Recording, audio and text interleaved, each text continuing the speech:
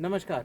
पिछली बार हमने जो वीडियो बनाई थी उसमें हमने कहा था कि हम काफ स्टार्टर आपको अगर आप व्हाट्सएप करेंगे तो हम आपको भेजेंगे, बट उसमें थोड़ा कन्फ्यूजन हो रहा था। कई लोगों को लग रहा था कि काफ 6 महीने वाली बच्ची को भी हम काफ कहेंगे, 9 महीने की बच्ची को भी काफ कहेंगे। तो उसकी क्लैरिटी के लिए आज हम थोड़ा क्लासरूम टाइप सेटअप में है। तो अगर 0 से 90 दिन का बच्चा है तो ही उसे आप काफ कह सकते हैं। अगर वो बच्चा 91 से लेकर 180 डेज मतलब कि 3 महीने से लेकर 6 महीने तक की अगर बच्ची है तो उसे हम कहेंगे ग्रोवर, हम लोग उसे ग्रोवर कहते हैं। और अगर 6 महीने से बड़ी बच्ची है तो उसे हम कहेंगे हीफर। ये तीनों ग्रुप अलग होते हैं और तीनों का खाना अलग होता है। काफ स्टेज में रिकमेंडेड होता है कि केवल मिल्क प्लस आप उसे दें काफ स्टार्टर। ये दो ही चीज अगर आप देंगे तभी आपका काफ उस स्टेज में बढ़िया ग्रोथ मिलेगा। हम लोग नॉर्मली अभी वीन कर रहे हैं 120 किलो पे, 120 किलो हमारे 90 डेज में आ रहा है। ये देख रहे हैं, उसका एक एग्जांपल है ये बच्ची। ये दूध का चार्ट है कि कैसे दूध पिलाना चाहिए। जैसे आपका बच्चा पैदा होता है तो जैसे ही पैदा हुआ 30 मिनट के अंदर उसे 10% of the body weight, BW मतलब कि उसका बॉडी वेट, तो जैसे ही बच्चा पैदा होता है आप उसका वजन ले लेंगे और उसका 10% उसको कोलेस्ट्रम पिलाएंगे।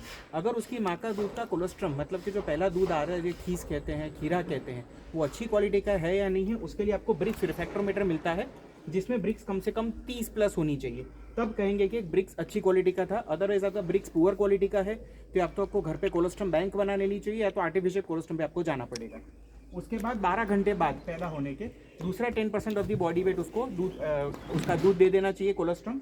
फिर 5 दिन का जब तक बच्चा होता है, मतलब यहाँ 1 दिन का हो गया, तो 2 से लेकर 5 दिन के बच्चे में अगर आप दिन में 2 बार दूध पिला रहे हैं तो 12% ऑफ दी बॉडी वेट पिलाना है। और अगर आप 3 टाइम पिला सकते हैं तो 13.5% से लेकर 14% तक दूध पिलाना रहता है बच्चे को। फिर आते हैं 6 से 15 दिन, तो यहाँ अगर दिन में 2 बार पिला रहे हैं तो 13 से 14%, अगर 3 बार पिला सकते हैं तो 15% ऑफ दी बॉडी वेट। फिर जब बच्चा हो जाता है 16 से 75 दिन का, तो 13 से 14% ऑफ दी बॉडी वेट अगर दिन में 2 बार पिला रहे हैं, फिर 15 से 16% बॉडी वेट अगर दिन में 3 बार पिलाते हैं। हम अपने फार्म पे दिन में 3 बार दूध पिलाते हैं, हम ये परसेंटेजेस पे चल रहे हैं। हम लोग अभी 17% तक पहुंच चुके हैं। कोई काफ को हमारे डायरिया नहीं हो रहा है क्योंकि उन्हें एक्टिविटी मिलती है। तो हमारे यहाँ बच्चे बंदे नहीं होते, सब खुले होते हैं। अगर 75 से 80 दिन है तो यहाँ हम दूध कम करना शुरू करते हैं, 12% ऑफ दी बॉडी वेट और दिन में 3 बार पिलाना है। फिर 81 से 85 डेज में 2 ही बार दिन में दूध पिलाना है और 10% ऑफ दी बॉडी वेट पिलाना है। और लास्ट में आता है 86 से 90 दिन, तब हम बच्ची को वीन करना शुरू कर रहे हैं इसी फेज से। तो हम यहाँ पर सिर्फ दिन में 1 बार दूध पिलाते हैं 5% ऑफ दी बॉडी वेट, और इसके बाद हम बच्ची को दूध बंद कर देते हैं और उसको ग्रोअर वाले ग्रुप में प्रमोट कर देते हैं। इसके साथ में कंपल्शन है काफ स्टार्टर, जो आपको रेसिपी जिन लोगों ने व्हाट्सएप किया तो उन्हें रेसिपी मिल गई होगी। तो काफ स्टार्टर हम लोग रिकमेंड करते हैं कि इस फेज के बाद से ही, मतलब 5 दिन के बाद से ही आप एडलिब काफ स्टार्टर दें। एडलिब का मतलब होता है काफ स्टार्टर बच्चों के सामने है, उन्हें जितना खाना है उतना वो खा सकते हैं। आपको ये कैलकुलेट करना है कि हर बच्चा कितना खा रहा है। एग्जाम्पल, आपके पास अगर 5 काफ थे, सब एक ही ग्रुप के हैं, तो अगर 5 किलो डाला है तो दिन में कितना खत्म कर रहे हैं, कितना बच रहा है, तो उसके टारगेट्स अलग हैं। बट आपको काफ स्टार्टर अनलिमिटेड मतलब कि एडलिब देना ज़रूरी है। अब एवरेज डेली गेन किसे कहते हैं और कैसे निकालते हैं? एवरेज डेली गेन का मतलब है कि आपका जो बच्चा था उसने एक दिन में कितना वजन बढ़ाया या तो घटाया। निकालने का तरीका क्या होता है? सपोज आपके पास जो बच्चा था वो 1 तारीख को 35 किलो का था और 7 तारीख को जब आपने वजन किया तो उसका वजन था 40 किलो, मतलब कि 7 दिन में उस बच्चे का वजन बढ़ा है 5 किलो। तो अगर आपने 5 को 7 से डिवाइड किया तो आंसर आएगा 0.714, मतलब कि 0.714 किलोग्राम उसका एक दिन में वजन बढ़ रहा है। इसको आप ग्राम में करना चाहे तो 714 ग्राम प्रतिदिन इनका वजन गेन है। तो ये होता है आपका एवरेज डेली गेन। इसका टारगेट आप अपने फार्म के हिसाब से सेट कर सकते हैं। मिनिमम बढ़ना चाहिए वो है 700 ग्राम प्रतिदिन। अगर इससे बेहतर बढ़ रहा है तो आप बढ़िया ट्रैक पे जा रहे हैं। हम लोगों के यहाँ पे एडीजी अभी 1.2 किलो है, मतलब कि 1200 ग्राम प्रतिदिन हमारे यहाँ बढ़ रहा है।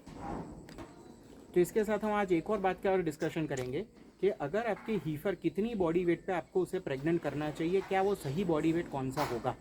तो सबसे पहले समझिए कि मैच्योर काऊ किसे कहते हैं। नॉर्मली हमारे यहाँ पे या दुनिया में अच्छे फार्म्स पे क्या होता है, मैच्योर काऊ उसे कहा जाता है जो पूरे 8 दांत की हो जाए, उसे मैच्योर कहेंगे, प्लस वो 3 महीने की प्रेग्नेंट हो। आइडियली उस टाइम पे वो तीसरे ब्यात में होनी चाहिए और 3 महीने प्रेग्नेंट हो। तो वैसे आपके फार्म का जो बॉडी वेट का एवरेज निकलता है वो आपके फार्म का मैच्योर बॉडी वेट है, तो उसे हम कहते हैं 100% ऑफ दी बॉडी वेट।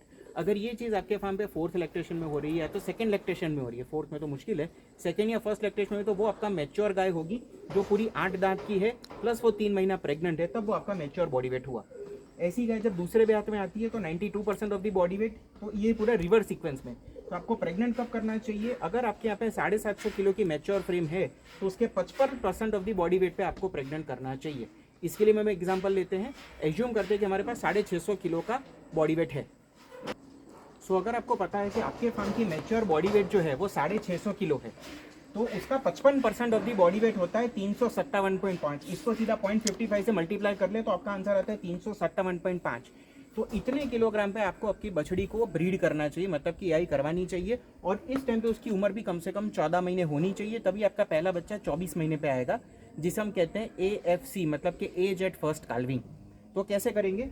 अगर आपके यहाँ बच्चा पैदा हुआ, उसका हम समझते हैं बॉडी वेट केवल 30 किलो था, तो अगर 700 ग्राम प्रतिदिन में वजन बढ़ता है और ऐसा वजन 90 दिन के लिए बढ़ता है, तो 63 किलो आपका बॉडी वेट तब गेन हुआ, प्लस आपका 30 किलो बर्थ वेट था। सो 63 प्लस 30 हो गया आपका 93 किलो बॉडी वेट। ये 93 हो गया पहले 3 महीनों में। फिर बाकी के टाइम का अगर आप देखें तो 11 महीने, अगर 11 महीने में आप दिन गिने तो हर महीना 30 का होगा, अगला महीना 31 का होगा। तो मैंने एवरेज ले ली है 30.5 दिन। सो 11 महीने 30.5 दिन, अगर यहाँ 800 ग्राम के हिसाब से भी आप वजन बढ़ाते हैं तो आपका 268 किलो वजन केवल 11 महीनों में बढ़ेगा। प्लस ये 3 महीने का ऐड कर दीजिए 93 किलो, तो आपकी बछड़ी रेडी हो जाएगी 361 किलो पे तकरीबन 14 महीने में। तो आपका जो ब्रीडिंग का टारगेट तो आपको पूरा हो जाता है। तब ये गाय जब आपके तीसरे ब्यात में आएगी या तो जब मैच्योर होगी तो उसकी फ्रेम 650 होगी। अगर ये आपको फ्रेम 700 करनी है तो आप पूरा रिवर्स कैलकुलेशन कर सकते हैं कि आपको एडीजी कितना देना है। यहाँ 800 ग्राम का एडीजी बहुत लोअर साइड पे है, इसका एडीजी आप चाहे तो 1 भी आ सकता है, 1.5 किलो भी आ सकता है, आपकी फीडिंग और डाइट के ऊपर डिपेंडेंट है। इसी के साथ कई लोगों ने मुझसे ये भी कहा था कि हमें एक रेडीमेड फीड बता दीजिए जो हमारी 20 लीटर की गाय को काम आ जाए, 25 लीटर की गाय को काम आ जाए, 30 लीटर का राशन बना दे। बट राशन बनाने में मेरी बहुत सारी कॉम्प्लिकेशन है, मैं इसलिए कोई रेडीमेड राशन आपको सजेस्ट नहीं कर सकता। मैं जितने भी राशन बनाता हूँ सब फार्म के इंडिविजुअल होते हैं, क्योंकि उसके बहुत सारे पैरामीटर्स हैं। अगर वो पैरामीटर आपको समझाऊँ तो यहाँ एक बार देखिए, हमें पता नहीं होता कि आपके फार्म पे कौन सा हरा चारा है। फॉर एग्जांपल, अगर आपके फार्म पे ज्वार है या तो सोरगम है, तो सोरगम में शुगर ज़्यादा होता है। अगर आपके पास मक्का है तो मक्के में स्टार्च ज़्यादा। अब अगर मक्का भुट्टे वाला है, भुट्टे बिना का, ये मुझे पता नहीं है। क्या आप नेपियर खिला रहे, ये मुझे पता नहीं है। आप अल्फा अल्फा खिला रहे, ये भी मुझे पता नहीं है। तो ये सारी चीज़ों से कुछ चीज़ आती है। जैसे हमने बताया कि सोरगम से शुगर आता है, मक्के से स्टार्च आता है, अल्फा अल्फा से प्रोटीन आता है, तो सबके सोर्स बदल जाते हैं। देयरफॉर कोई स्टैंडर्ड रेसिपी किसी भी फार्म के लिए चल नहीं सकती है। फिर अगर आप बात करें कि मेरे पास तो साइलेज है, तो आपके पास जो मक्के का साइलेज है उसमें स्टार्च कितना है, दाना उसमें दब रहा है नहीं दब रहा है, दूध वाला दाना है या कड़क है, उसका फर्मेंटेशन प्रॉपर हुआ है नहीं हुआ है, उसकी शेफिंग की साइज़ कैसी है। अगर ज़्यादा बड़ा कटा हुआ है तो गाय कम खाएगी, बारीक कटा हुआ है तो गाय ज़्यादा खाएगी। बट वो 12 mm से छोटा भी नहीं होना चाहिए, उससे ऊपर भी नहीं, तो 10 से 12 mm सही साइज़ गिनी जाती है। फिर दाना, तो दाने में आपके पास मक्का है तो मक्का, अब आप साउथ से हैं या नॉर्थ से हैं तो मक्के के अंदर स्टार्च कितना है, 68% है, 70% है। ऐसे अगर आप बात करें मूंगफली खल की, तो मूंगफली खल मुझे तो 36% प्रोटीन से लेकर 54% प्रोटीन तक का मिलता है। तो 36 से 54 बहुत बड़ी रेंज है। तो अगर मैं आपको बताऊं राशन आपने फॉलो किया, आउटपुट नहीं है तो बताएंगे कि आपने गलत बताया था। बट ये सारी चीज़ें ऐसी है कि आपके एरिया में क्या चीज़ अवेलेबल है उसके बेस पर आपका राशन तैयार हो सकता है। तो मूंगफली वैसी प्रॉब्लम है, सरसों की खल वैसी प्रॉब्लम है, सोया DOC भी 40% का आता है, 44% का आता है, 48% का भी आता है, मल्टीपल तरह का आता है। फिर दूसरा हमें गाय की ओर से भी समझना होता है कि उस गाय की उम्र कितनी है, पहले ब्यात की है, दूसरे ब्यात की है, तीसरे ब्यात की है। फॉर एग्जांपल, अगर 2 दांत की गाय तो और बढ़ सकती है जब तक 8 दांत की होगी, तो उसे एक्स्ट्रा एनर्जी लगेगी ग्रोथ के लिए। और 8 दांत की जो गाय वो बढ़ने वाली नहीं है, तो उसको एनर्जी कॉन्स्टेंट ही लगती है। देख रहे हैं कैसी पता। सो उसके बाद आता है उसका एज, उसके बाद आती है हमारी ब्रीड के एज के बाद पे उसका ब्रीड क्या है, कौन सी ब्रीड की बच्ची है, वो HF है, जर्सी है, गिर है, कौन सी क्रॉसिंग में है। अगर HF है तो साहिवाल क्रॉस है, गिर क्रॉस है, कौन सा है। फिर उसका स्टेज ऑफ लैक्टेशन क्या है, बच्चा दिए हुए अभी 0 से लेकर 3 महीना में, मतलब अर्ली ताज़ी भी आई हुई है, या तो मिड लैक्टेशन में है तो 90 से लेकर 180 दिन या 210 दिन की है, या उसके बाद वाले फेज में है। फिर आता है उसका वजन आपको बढ़ाना है या ज़्यादा है तो घटाना है। फिर आता है उसका लोकेशन क्या है, आपकी लोकेशन क्या है, तो आपके यहाँ पे गर्मी कैसी पड़ रही है, तो गर्मी के हिसाब से भी स्टार्च और शुगर अपने को एडजस्ट करना पड़ता है राशन में। प्लस आपके यहाँ पे जब गर्मी ज़्यादा है तो गाय ड्राई मैटर इंटेक कम खाती है, तो ये सारे पैरामीटर्स चाहिए। फिर आपके यहाँ विंड फ्लो कैसी है, तो गाय कितनी जल्दी ठंडी होगी। ये सारे पैरामीटर्स डाले बिना हम लोगों को बताना बहुत मुश्किल है कि वेदर कौन सा राशन सही है और कौन सा गलत है। तो कोई एक राशन सबके लिए सही नहीं हो सकता। मैं अभी इंदौर में हूँ तो मेरे लिए जो राशन सही हो पॉसिबल आपके लिए पंजाब में या आपके लिए कर्नाटक में सही ना भी हो, या महाराष्ट्र में भी सही ना हो। तो हम लोग एक ऐसी सर्विस शुरू करने का प्लान कर रहे हैं जहाँ पे आप हमें अपना डेटा दीजिएगा, हम उसके हिसाब से आपको राशन बना के देने की प्रोवाइड करने की भी हम प्लानिंग में है। अगर आप कमेंट करके हमें बताएं आप क्या चाहते हैं, क्या आप ऐसा चाहते हैं, तो हम उससे सर्विस शुरू कर सकते हैं।